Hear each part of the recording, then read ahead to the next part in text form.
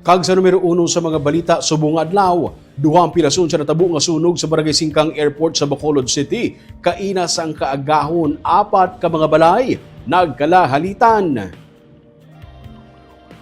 Nagkinarankaran ang mga pumuluyo sa makita ang nagadabadaba nga kalayo sa purok Magsungay, Barangay Singcang-Airport sa Bacolod City, pasado alas 4 kaina sang kaagahon. Nakapanimaho ang tagbalay nga may nagakasunog ang mukon nga nakahingagaw silagwa. Bangod madamo lang asukag nagadako na ang kalayo, ang iban sa ila naglumpat na lamang sa bintana.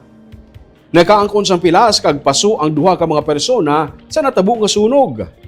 Ang 32 nga lalaki napilas sa nawala nga tiil matapos maglumpat sa bintana agud makaluwas sa sunog.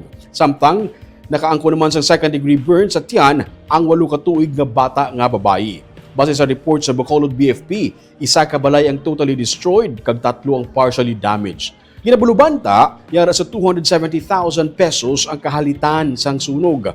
Padayon pang investigasyon sa Bureau of Fire Protection kung ano gid ang ginhalinan sang kalayo.